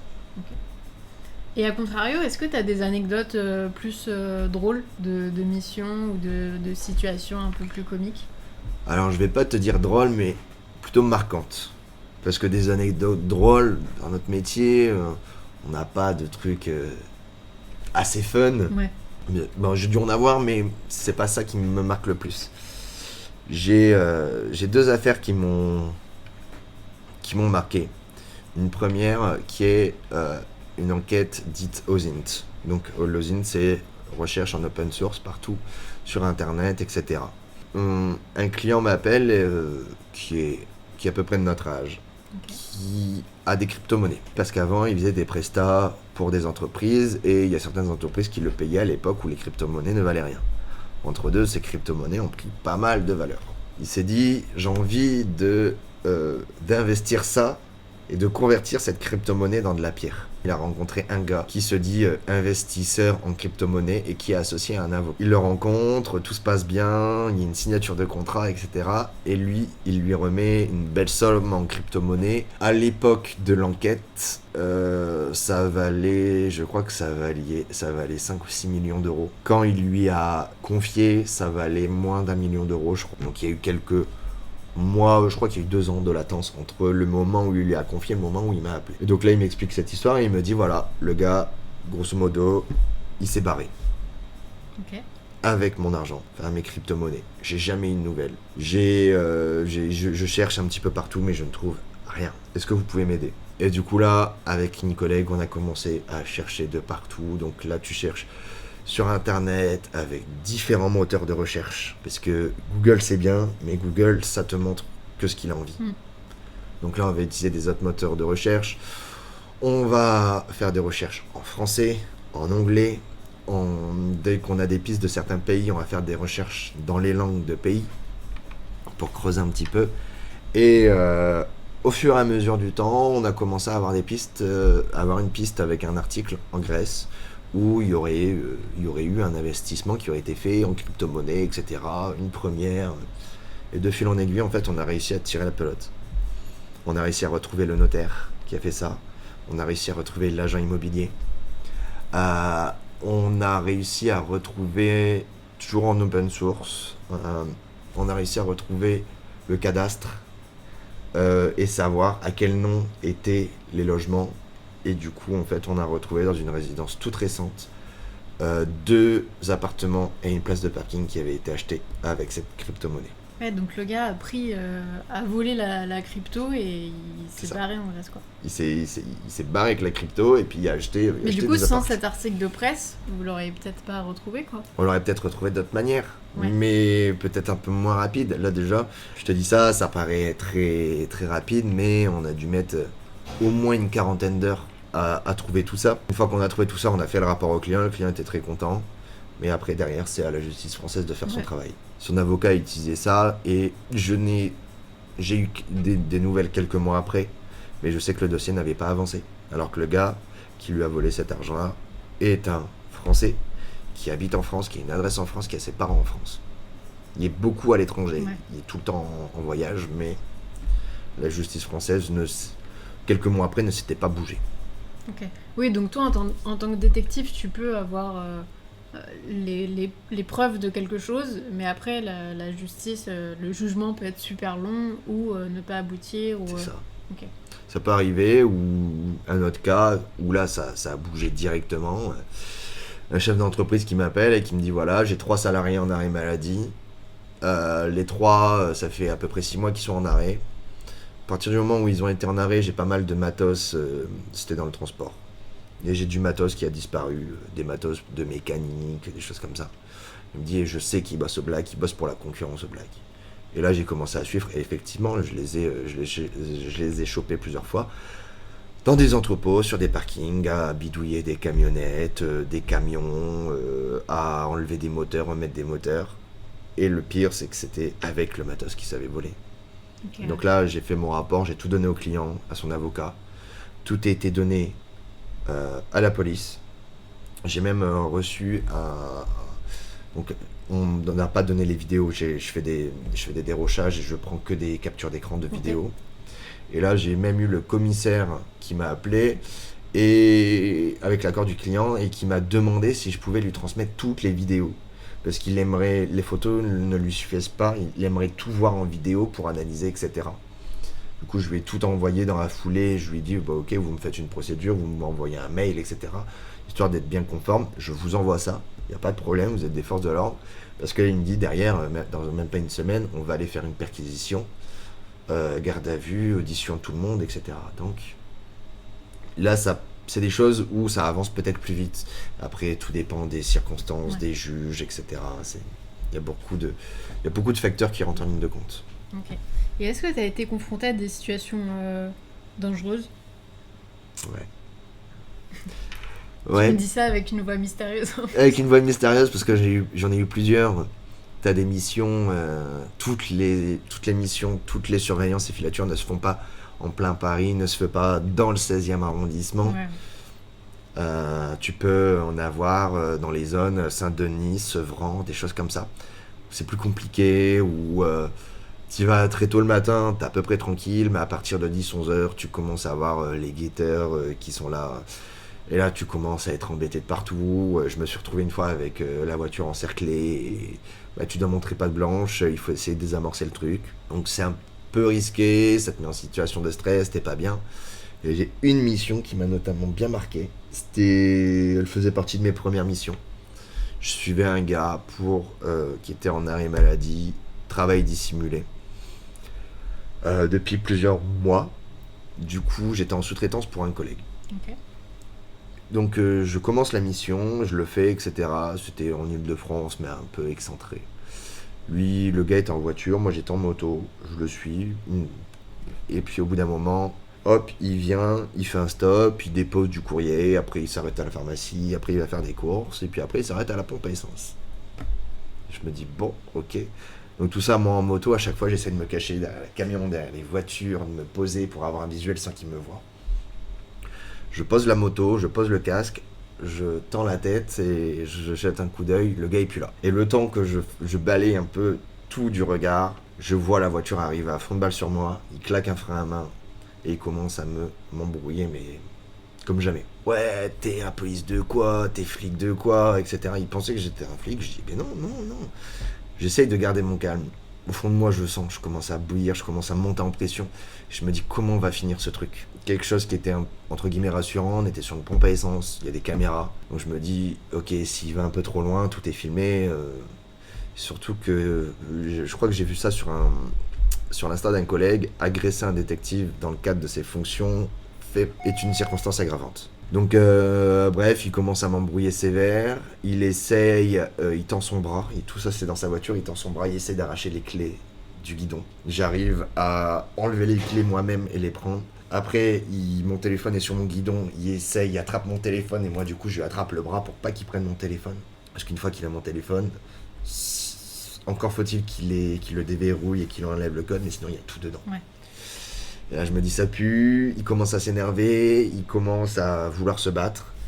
Moi, je bloque sa porte avec ma moto, donc il peut pas l'ouvrir. Et là, je me dis, qu'est-ce que je fais ? Faut réfléchir en quelques fractions de secondes. Du coup, il le voit pas, j'embraye, je passe la première, je démarre la moto et je pars, comme un fou. J'arrive sur une voie rapide et là je me dis, allez, j'ai le stress, l'adrénaline, je vais rouler comme une voiture, je vais rester tranquille histoire de redescendre un peu. Et là, Oui, de pas se mettre en danger à partir hyper vite, quitte à... C'est ça. Et je me dis, bon, allez, on fait redescendre. Là, on est sur la route, il y a du monde. Sois tranquille, roule tranquille. Je le vois pas dans mes rétros. Il est là, il prend sur la gauche la bande d'arrêt d'urgence. Il vient à hauteur de moi, il essaie de mettre un coup de volant pour me faire tomber. Et là, je me dis, ok, bon, qu'est-ce que je fais? Donc, finalement, dans des situations comme ça, tu gueules, tu réagis sous le coup de l'adrénaline. Et là, j'ai dit, c'est bon, on arrête les conneries. Hop, j'accélère. Je roule un peu comme un foufou. Je vais sur la voie rapide, je prends la première sortie. Là, j'arrive dans des zones pavillonnaires. Et je vais dans un labyrinthe. Un truc, mais gauche, droite, etc. Il y a même un moment, je prends un sens interdit pendant quelques mètres pour rejoindre une impasse. Je trouve un endroit derrière une haie où cacher la moto. Je pose la moto. Et là, je me suis assis et pendant, je vais te dire bien 10 minutes, un quart d'heure, je me suis assis sur le trottoir. J'ai fumé une clope, histoire de tout faire redescendre. Et là, j'ai appelé mon donneur d'ordre et j'ai expliqué la situation et je lui dis c'est un vrai malade le mec. Et effectivement, le gars avait déjà eu des antécédents. Là, il l'a su qu'après, il y avait déjà eu des antécédents avec les flics. Comme quoi, c'est quelqu'un, si les flics arrivent, il n'hésite pas à essayer de les frapper ou des choses comme ça. Ouais, putain, c'est ouf. Donc ça, c'est une mission qui m'a fortement marqué. Et après, mon Mais collègue... surtout qu'en étant en moto, t'as l'avantage de pouvoir accélérer vite et partir vite sur l'autoroute ou là, comme tu l'as fait dans la zone pavillonnaire. Mais t'as aussi le fait que t'es pas protégé, quoi. C'est ça, tu tombes au sol, Oui, c'est ça, que dans une voiture, t'as quand même un habitacle qui te protège un petit peu, quoi. Ouais. À moins qu'ils te sortent de la voiture pour te tabasser, t'es moins en contact direct avec le danger, entre guillemets, ça. quoi. Donc, tu sais jamais sur qui tu tombes réellement. Donc toujours se méfier. Et comme je dis aux jeunes de l'école, moi j'ai toujours une lacrymo dans ma voiture ou dans mon sac. Bon, dans le sac, le temps de la sortir, ça sert pas à grand chose, mais dans ma voiture, je l'ai tout le temps à portée de main. Puisque s'il y a une personne qui vient et qui commence à être énervée, à te gueuler dessus, ouais, si ça reste que du verbal, mais si la personne va facilement en contact et peut facilement te frapper, soit tu rétorques, et si tu sais pas rétorquer, bah, autant avoir une lacrymo, ce qui est pas interdit. Il faut juste faire attention à la contenance que tu as, mais après, c'est pas interdit d'en avoir sur soi, et tu sais jamais sur qui tu peux tomber réellement. Tu peux tomber sur un fou furieux en pleine campagne comme en pleine ville. Ouais. Pour détendre un petit peu l'atmosphère, je te propose qu'on fasse un jeu. Ouais. Parce que dans les films, les dessins animés, les séries, on a tous et toutes entendu des préjugés et des idées reçues. Donc je vais t'en donner quelques-uns et tu vas me répondre à chaque fois et me dire si c'est vrai ou faux. Ok. Le détective privé est toujours prêt à se déguiser. Comme on parlait tout à l'heure, se déguiser, oui et non. On adapte nos tenues selon nos missions. Si on va dans une soirée ou dans des restaurants, je vais dire assez chic, on ne sera pas habillé en t-shirt, c'est sûr, on sera en costard. Et à contrario, si on va dans des restaurants un peu plus banals, un peu plus touristiques, on sera peut-être pas en costard, on sera peut-être plus en t-shirt, en polo ou peut-être chemise avec un pull. J'irai pas jusqu'à se déguiser, mais adapter sa tenue en fonction de là où on est, oui. Le détective privé est capable de résoudre une affaire à partir de petits détails insignifiants que personne d'autre ne remarque. Oui et non, en fait, il y a des clients qui te donnent des infos, des détails, qui ne jugent pas utiles, mais toi, ça peut être utile dans un cas où tu es en phase de recherche, où tu sais pas où va la personne. Ça peut t'aider. Ou alors, comme moi je te prends en mission avec moi, tu es devant une entrée d'un hôtel. Je te dis, bah voilà, eux c'est les cibles. Toi tu vas juste voir qu'ils vont faire le checking et qu'ils vont dans leur chambre, basta. Moi je vais regarder qui paye. Est-ce qu'il y a un seul paiement? Est-ce qu'il y a deux paiements? Combien il y a de cartes de chambre qui sont données? Du coup, est-ce qu'ils vont possiblement dormir ensemble ou pas? C'est pas parce qu'ils ont deux cartes qu'ils vont pas se rejoindre dans la nuit. Mais ça donne des indices et des faisceaux d'indices comme ça. Quand par exemple ils ont des chambres séparées et ils arrivent en même temps au resto de l'hôtel, bah oui, peut-être qu'ils étaient dans la même chambre, ou peut-être que l'autre a été chercher l'autre dans sa chambre. C'est tous des indices mis bout à bout, ça peut te donner des idées ou alors des directions à prendre. Ok. Le détective travaille toujours seul dans un bureau sombre et désordonné. Non, j'irai pas jusque là. Travailler seul, oui, énormément. Je dirais aujourd'hui, 75 à 80% du temps, je suis tout seul. Dans un bureau désordonné, oui et non. J'ai beaucoup de choses sur mon bureau. Après, quand je suis sur mes rapports, des trucs comme ça, j'ai mon téléphone, j'ai mon appareil photo, mon caméscope qui sont à portée pour retranscrire tout ce que j'ai vu. Mais je vais pas aller jusqu'à en foutre partout. Par contre, des missions comme, je t'expliquais par exemple, la mission de la crypto-monnaie, on a accumulé beaucoup de documents. Donc pour pas se perdre, il y a des documents qu'on a imprimés.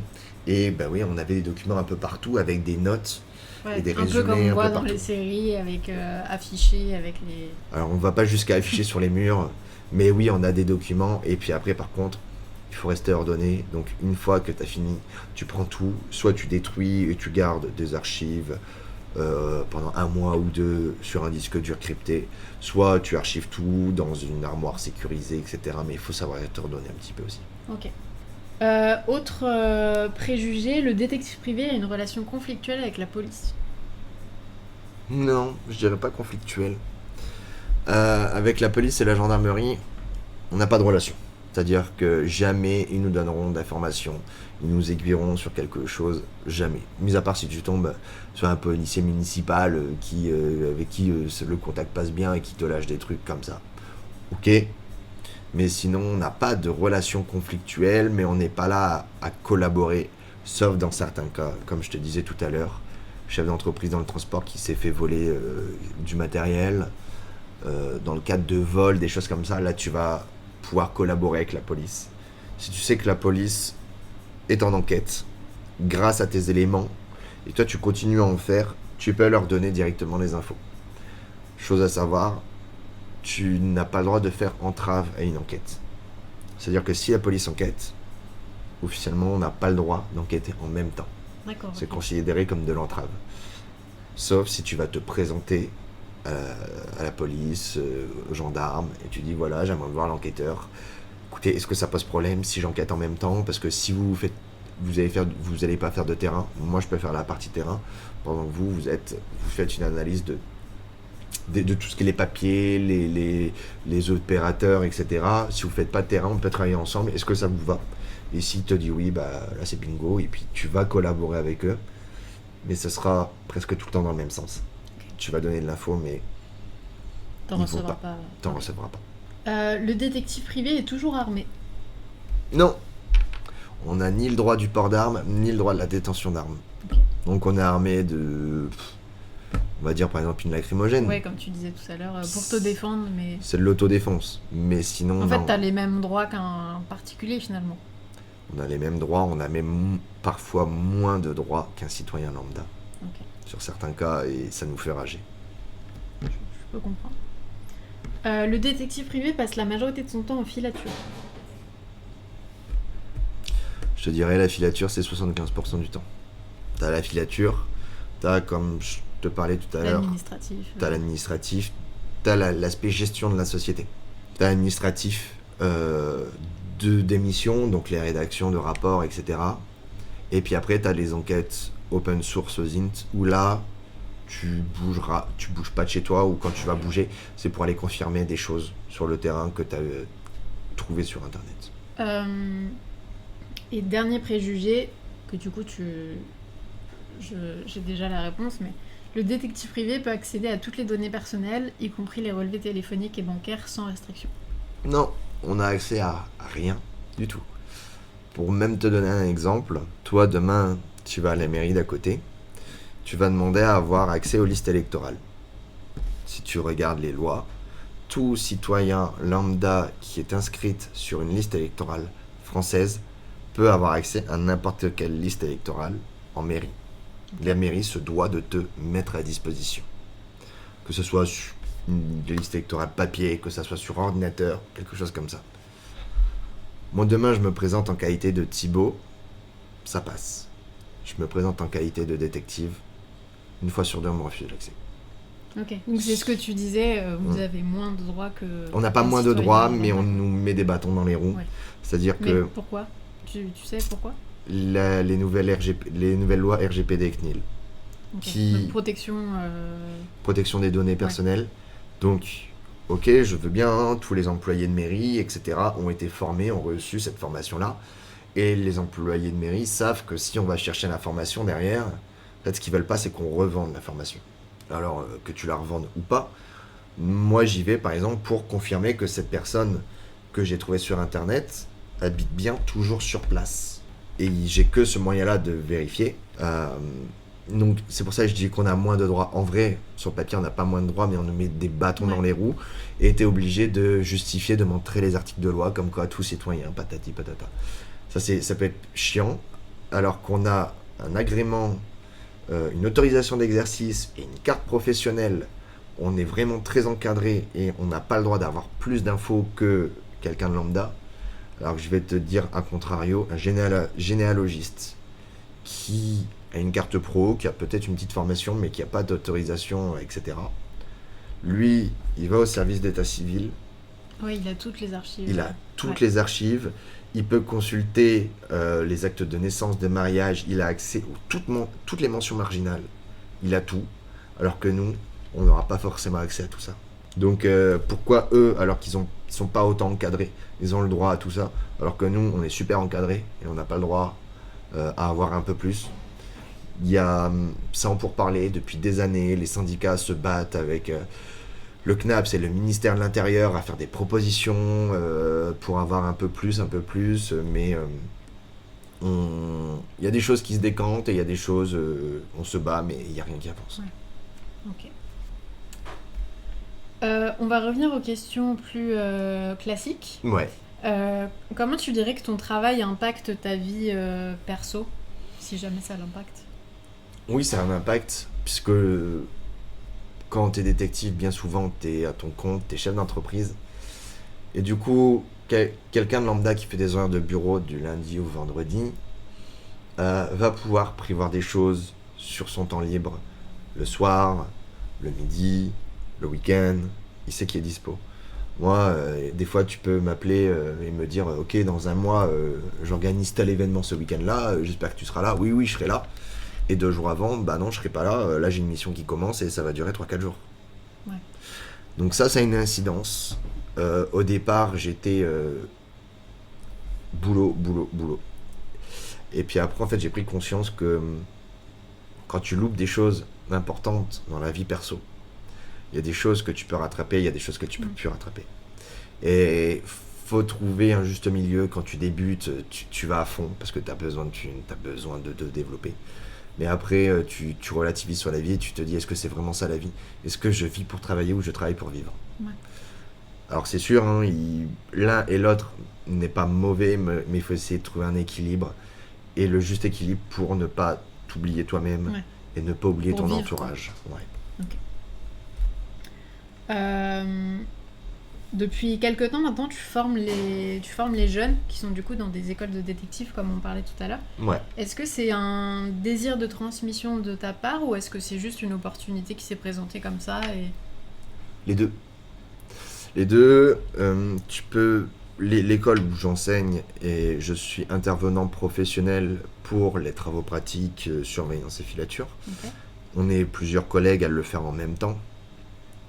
En sortant de l'école, j'ai toujours gardé un contact avec les intervenants professionnels de l'école, les jeunes d'après, moi j'appelle les jeunes, mais ça va de 20 à 60 ans, hein, grosso modo. Okay. Les jeunes, je gardais contact avec eux, j'allais les voir, je leur donnais des conseils, j'étais tout le temps là en train de leur dire mais vous verrez bien, ou si je pouvais les aider, je les aidais. Et au bout de 3 ans, le directeur de l'école, avec qui je m'entends très bien, m'a dit écoute, est-ce que ça t'intéresse de devenir justement intervenant professionnel pour les TP? Aujourd'hui tu fais quasiment que ça, tu fais des filatures, tu fais des surveillances, tu fais tout ça, t'es très bon, pourquoi tu viendrais pas le faire avec les élèves? Au départ, je me suis dit ça va peut-être être compliqué, et en fait c'est le temps de s'auto-former, on va dire, de revoir tes manières d'expliquer. D'être pédagogue, pédagogue, apprentissage, revoir tout ça, et puis après de fil en aiguille, au final, transmettre le savoir, c'est ça qui surtout m'intéresse, de leur donner les petits conseils, les petits tips que moi j'aurais aimé avoir ou que j'ai eu et que je transmets aussi puisque ça me paraît important. Ok. Est-ce que tu as un conseil à quelqu'un de jeune ou de moins jeune qui voudrait tendre vers une carrière de détective? Oui, il y en a plusieurs de conseils. Déjà, faut pas se décourager. C'est pas parce qu'on n'arrive pas à quelque chose qu'on ne peut pas y arriver. Il faut persévérer. Des filatures, c'est pas inné chez personne. Ça s'apprend. Il y a des techniques. Il y a plusieurs techniques pour ne pas se faire voir. Il y a des techniques de filature en voiture, à pied, en trottinette, en vélo. Et ça s'apprend petit à petit. Et surtout, faut soit être patient, soit apprendre à être patient. C'est vraiment les qualités requises. Pour moi, c'est le principal de notre métier. Ok. Est-ce que tu as une anecdote avec un jeune que tu as formé? Alors pas avec un jeune en particulier, mais avec plusieurs jeunes. Et ça, on le voit tous les ans. Des fois, t'as beau dire et expliquer les choses, tant qu'ils sont pas confrontés au problème, ils s'en rendent pas compte. Ils se disent oui, ouais, c'est bon, j'ai compris, ouais, c'est ça. Et tant qu'ils sont pas confrontés au truc, tant ils se font pas cramer comme ça marche pas. Et ouais, tant que c'est pas concret pour eux, quoi. Ouais. Okay. Et ça arrive parce que nous, on les entraîne à faire des filatures en transport en commun, etc., à pied, mais aussi, par exemple, dans les centres commerciaux, dans les magasins. Parce que des fois, tu en as besoin pour une enquête, par exemple, pour les assurances. Quelqu'un qui dit qu'il n'arrive plus à se déplacer normalement, qui se déplace avec béquille, il va aller dans le magasin porter ses cabas et ses packs d'eau. Là, tu as besoin d'y aller discrètement. Et tous les ans, ça arrive dans les centres commerciaux et dans les magasins, qu'il y a les agents de sécu qui crament les jeunes, ou alors d'autres personnes qui les crament et qui vont voir la personne et qui disent « il y a quelqu'un qui vous prend en photo là ». Alors bien sûr, la personne qui fait on appelle ça le lièvre, qui fait la cible de l'enquête, c'est un autre élève. Comme ça tourne entre eux. Ouais. Nous, on est là pour observer et dire les points forts, les points faibles, les points positifs, négatifs. Mais ça arrive et t'auras eu beau leur dire pendant un quart d'heure, 20 minutes, 1 heure avant, comme ça leur est pas arrivé, ils ont du mal à l'assimiler. Et là, ils disent « ah ouais, on comprend mieux pourquoi ». Mais c'est toi d'ailleurs, je crois, qui m'avait raconté une anecdote d'une jeune en filature comme ça avec le lièvre, etc., mais qui avait oublié son flash. Oui, exactement. Il y a un endroit où on se réunit tous souvent après les TP et pendant les événements, un bar où c'est un peu le QG de l'école. On se réunit, du coup à force tu connais les patrons, tu connais les barman, tout ça, et ils savent pendant les exercices qu'on va passer. Et on va demander au jeune qui fait le lièvre, bah, tu vas aller derrière le bar, tu vas aller servir un verre d'eau, tu fais genre tu travailles un peu de travail dissimulé. Du coup le jeune passe derrière le bar, l'enquêteur élève rentre, et là il commence à vouloir filmer. Bon, déjà tu filmes dans un lieu privé, ok, fais ce que tu veux, mais ouais, c'est très moyen. Mais en plus de ça, bah, donc il filmait avec le téléphone à l'oreille, et il y avait le flash qui était mis. Et bien souvent, ils s'en rendent pas compte. Ils disent mais non. Du coup, moi, j'ai pris pour habitude les grosses conneries qui sont faites. Si je peux les immortaliser, je les immortalise pour leur montrer après. Regarde comment tu étais en train de prendre ta photo. Il y en a qui prennent des photos comme ça, qui mettent le téléphone le long de la jambe, qui mettent le téléphone un peu sur la poitrine, quelque chose comme ça, mais qui prennent en photo, ça se voit pas. Et il y en a qui prennent des photos comme ils prendraient une photo normale, ou comme je vais dire les personnes âgées ou les anciens, on les voit prendre une photo avec le bras à 3 mètres. Il y en a qui sont capables de me faire ça en plein travaux pratiques. Et là je leur dis mais non. Ouais, en fait ils se rendent pas compte. Pour eux ils sont discrets. Ils pensent discret quoi. Mais un piéton qui passe derrière, du coup l'écran du téléphone, on voit tout. Ouais. Et s'il suffit qu'il zoome sur la personne, l'autre va savoir qu'il a zoomé sur la personne et le piéton peut aller voir.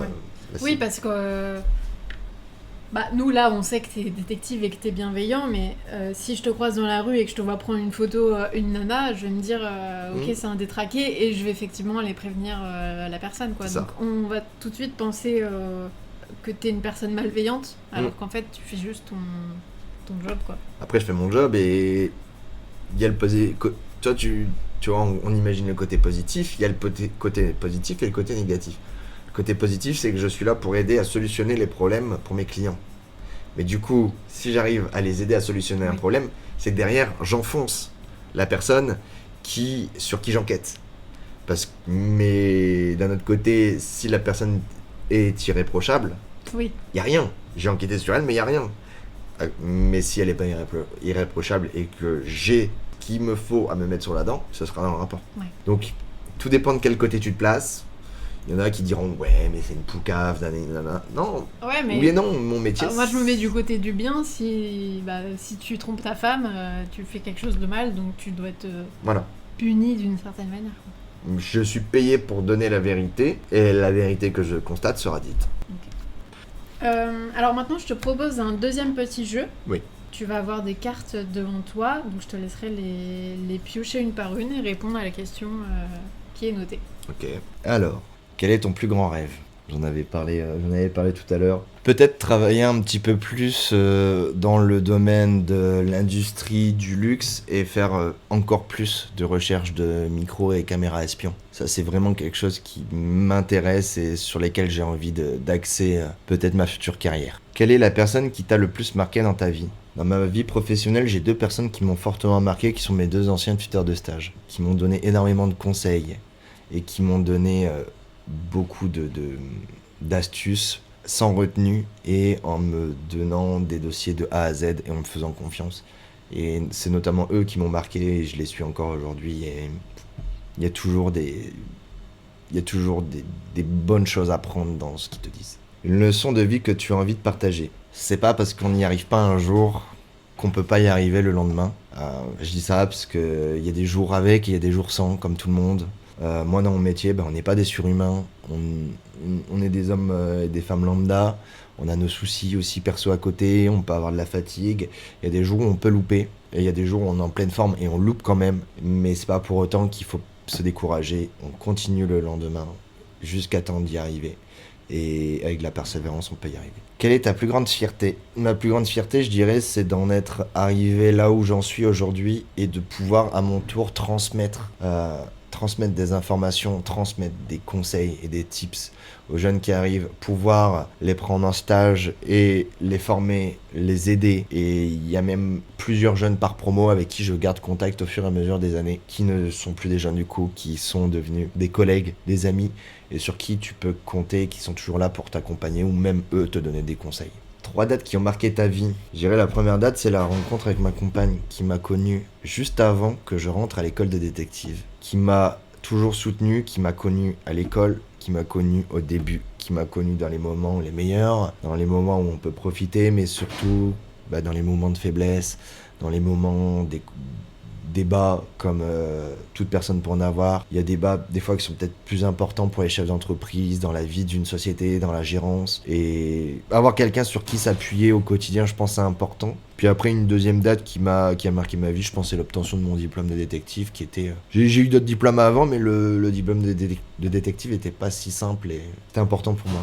Qu'est-ce qui te donne envie de te lever le matin ? Ce qui me donne envie, c'est de voir toujours des choses différentes. Alors, je suis bien d'accord, un arrêt maladie, c'est un arrêt maladie, mais ce sera des personnes différentes, dans des lieux différents, qui font des choses différentes. Et c'est d'avoir tout le temps des missions qui sont... Le cœur de la mission reste le même, mais tu vois tout le temps des choses que tu n'as pas vues la veille. Et c'est ça qui me donne envie, et surtout de pouvoir me dire, j'ai fait mon maximum pour aider mon client à défendre ses intérêts, et c'est ça qui me donne vraiment envie le matin. Merci Thibaut.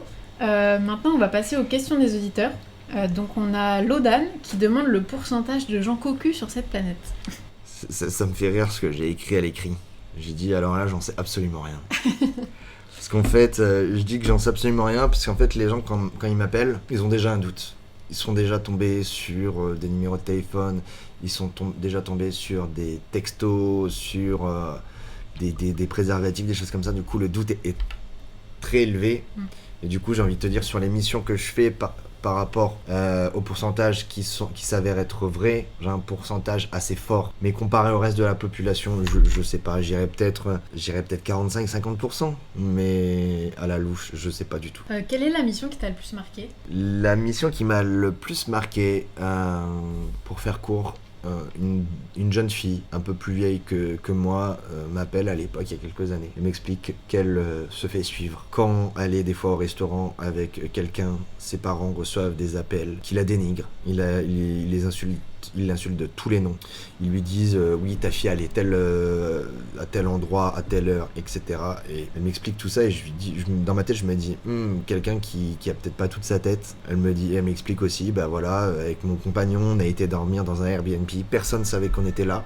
Comme par hasard le lendemain matin je me réveille, j'ai mes 4 pneus crevés au couteau. Elle dit tout ça mis bout à bout, il y a quelque chose qui va pas. Je me dis bon, peut-être qu'elle a un logiciel espion dans son téléphone ou peut-être qu'elle a un traceur GPS sur sa voiture et je lui dis on fait ça cet après-midi, là dans 2 heures j'arrive. Je recherche partout, sous le véhicule, dans le véhicule, je cherche, je trouve pas. Et là, un peu caché dans une partie du coffre, je trouve un traceur GPS. Donc elle, super contente, elle est contente, j'ai trouvé le traceur, elle m'a dit youpi, maintenant ça va être fini. Et elle voit ma tête un peu, je suis en train de me décomposer. Elle me dit qu'est-ce qu'il y a? Je lui dis déjà qu'il y a un traceur, c'est très grave, mais en plus, le traceur est dans votre voiture. Donc ça veut dire que les personnes ont eu accès à votre voiture, ils ont eu vos clés. Et là, c'est grave. Et du coup, après, on a fait pas mal de recherches ensemble, on a tout mis par écrit de qui ça pouvait être, qui a pu venir chez elle ou être invité, avoir accès aux clés, etc. On a fait des listes qu'on a essayé de réduire au maximum. Dans la foulée, je l'ai accompagné, on a été chez l'huissier de justice qui maintenant s'appelle le commissaire de justice. Faire un constat pour vraiment tout figer, la balise, les numéros de la carte SIM, patati patata. Et ensuite, après, elle a pris mon rapport, le constat d'huissier, et elle a été déposée plainte. Et depuis ce jour-là, j'ai eu quelques nouvelles, mais ça s'est calmé et sa famille n'a plus reçu d'appels, des choses comme ça, du dénigrement. Mais du coup, oui, c'était forcément quelqu'un qu'elle connaissait de plus ou moins pour qu'il ait accès à sa voiture. Oui. Ah, c'est flippant. Et je pense fortement, on a eu des soupçons sur plusieurs personnes, mais on pense fortement que c'est l'entourage proche, voire des amis de son compagnon qui peut-être foutait un peu. Ah, ok, moi j'aurais pensé à un ex jaloux ou... Non, parce qu'en plus, la balise là, c'est une balise que tu trouves facilement sur internet, sur Amazon. Et c'est des balises qui ont pas une grosse autonomie, je dirais 1 semaine à 2 semaines maximum. Ah, tu veux dire que une fois que la personne l'a posée, au bout d'1 semaine, la balise elle fonctionne plus? Bah normalement ouais, ou alors faut voir les paramètres qu'il a mis, mais toujours pareil, une fois que c'est posé, faut aller la rechercher pour pas se faire cramer. Sauf que là je l'ai trouvé entre deux, mais du coup j'imagine que c'est quelqu'un de proche qu'elle voyait assez régulièrement, qui pouvait avoir accès à ses clés. On y a déjà un petit peu répondu, mais il y a Clara qui demande si tu t'es déjà fait griller en pleine filature. Ouais, comme j'avais expliqué tout à l'heure, le gars qui a essayé de me renverser alors que j'étais en moto, ou alors la dame qui me dit un peu vénère dans le métro mais pourquoi vous me suivez, je vous ai vu déjà dans la rue, près de chez moi. Et là, bon, tu racontes une histoire, tu racontes ta légende, ce qui se rapproche le plus de la vérité pour être crédible. Ça arrive à tout le monde et je pense que ça arrivera tout le temps, mais au moins tu te fais griller et au plus t'es discret, au mieux c'est. Adeline demande quelle est la pire chose que tu aies vue dans ta carrière. La pire chose, je dirais que c'est une enquête sur une jeune fille de 16 ans que j'avais faite avec une collègue, où cette jeune fille a vécu des traumatismes.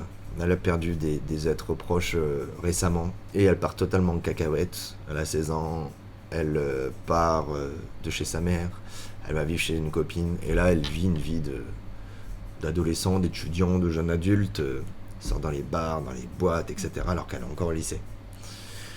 Je la vois avec sa copine sur le balcon en train de fumer des joints, en train de toucher à d'autres drogues.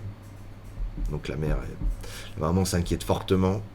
Mais en plus de ça, on l'a vu se faire déposer par une voiture quelque part dans Paris, je dirais pas où, mais quelque part dans Paris, et quelques dizaines de minutes après, une voiture qui arrive, un monsieur d'une bonne 50aine d'années la prend dans la voiture, et puis je pense que c'était pas de l'escorting, je pense plus c'était de la prostitution, voire de l'escorting, un petit peu des deux, mais ils sont restés pendant un moment dans la voiture, ils ont fait ce qu'ils devaient faire dans la voiture. Okay. Je veux bien l'accepter ça, mais pour une jeune fille de 16 ans qui est totalement paumée dans sa vie, qui fait que des conneries, qui fait merde sur merde, ça m'a choqué quand même. Ouais, qui était sous emprise du coup, de l'argent facile j'imagine. Ouais, je pense qu'elle avait besoin d'argent. Aucun repère. Pourtant c'était une fille de bonne famille, etc. Et la maman était désemparée, elle savait pas quoi faire. Et ma collègue a pris la décision d'appeler la maman est arrivée sur les lieux. Donc la jeune fille a été prise sur le fait. Hein. Ah, la vache. Mais je pense que ça l'a remis dans le droit chemin parce que quelques mois après, la maman nous avait donné une nouvelle. Elle a dit elle est revenue à la maison, elle sèche plus les cours, elle a de nouveau des bonnes notes. Ouais, ça a été l'électrochoc qu'il lui fallait quoi. Ouais, je pense. Okay. Donc c'est un mal pour un bien, mais ça c'est un truc qui m'a quand même choqué. Ouais. Je peux comprendre. Y a Romain qui demande si tu as déjà eu peur d'avoir certaines répercussions sur ta vie. On a parlé tout à l'heure d'agression, ou de poursuites judiciaires ou même de vengeance. Des personnes par exemple qui se sont fait cramer par leur femme à cause de toi ou grâce à toi et qui du coup veulent se venger, ou des personnes qui ont perdu leur travail parce qu'elles étaient en faux arrêt maladie ou ce genre de choses. Après, c'est à la discrétion de l'employeur. S'il a envie de le virer, il le vire. Moi, je fais ce qu'on me demande et je sais ce que je donne comme preuve. Donc je sais que mes rapports sont carrés et qu'il n'y a pas de souci. Après, j'ai déjà été appelé, oui, par la police pour avoir des précisions parce qu'il s'était passé quelque chose. Et ils voulaient savoir si ces choses qui s'étaient passées, est-ce que c'était à cause, grâce à moi, est-ce que j'avais un lien avec tout ça ?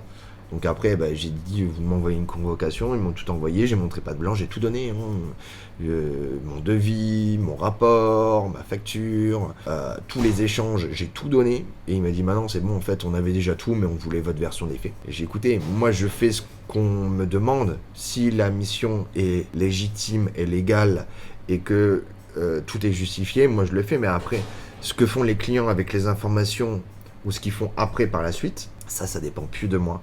Et ça, il l'avait très bien compris, mais il voulait que tout soit carré et avoir tous les éléments en main. Donc, tu peux avoir des répercussions comme ça, ou encore le mec qu'on parlait qui avait failli me renverser, je sais qu'il a réussi à prendre ma plaque d'immatriculation. Il suffit qu'il y ait un contact à droite, à gauche qui trouve mon adresse, il peut y avoir des répercussions. Donc, toujours se méfier un peu et être prudent.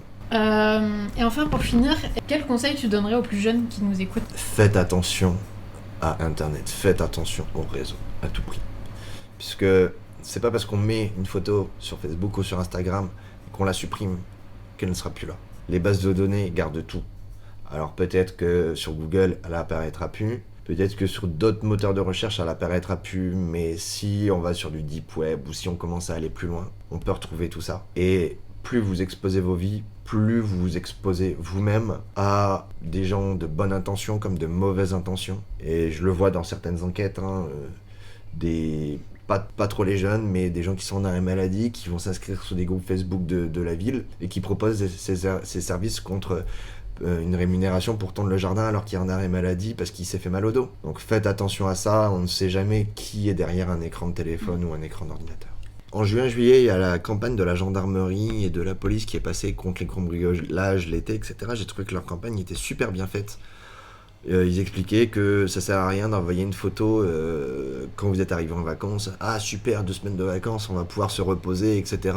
Ou ça y est, les valises sont prêtes, départ demain. Ça ouvre la porte à tout. Les gens ne se doutent pas, mais il n'y a pas que ce que vous mettez. Il y a aussi l'envers du décor. Il y a beaucoup de réseaux sociaux maintenant et d'applications qui le bloquent. Mais par exemple, avant Le Bon Coin, les métadonnées derrière les photos. Les gens mettaient en vente, je sais pas, une voiture, et bien souvent, les gens qui mettent en vente quelque chose, soit ils mettent la ville, soit ils mettent la ville d'à côté. Ça se passe notamment beaucoup pour tout ce qui est les motocross et les motos enduro. Les gens qui étaient un peu mal intentionnés téléchargeaient la photo, l'enregistraient sur leur PC, et avec un petit logiciel, ils retrouvaient ce qu'on appelle les métadonnées. Donc, avec l'heure de la prise de photo, la localisation, c'est ça. etc. Donc tu as la localisation très précise, l'heure, la date. Et tu peux avoir aussi d'autres infos selon les appareils. Ça, c'est très important. Et en fait, c'est des choses qui ne sont pas accessibles de tout le monde. Oui. Il faut rechercher, un petit peu décortiquer. Aujourd'hui, il y a de plus en plus de sites qui les bloquent. Mais ça peut donner une source d'information énorme. Oui, parce que du coup, la personne mal intentionnée qui a ces données, elle a toutes les infos pour aller voler la moto, quoi. C'est ça. Merci beaucoup, Thibaut. Merci à toi, Émilie. Et merci à vous d'avoir écouté ce nouvel épisode de l'anecdote du dimanche. À bientôt.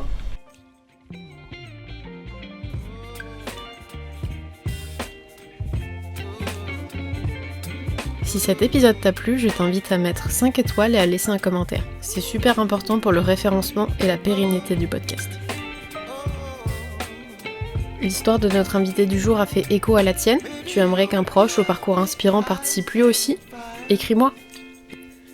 Et enfin, pour suivre toute l'actualité du podcast, les coulisses de création ou me proposer de nouveaux invités, rejoins-nous sur Instagram, anecdote-podcast. Et en attendant le prochain épisode, je t'invite à toi aussi prendre le temps de discuter avec tes amis. Passe un bon dimanche.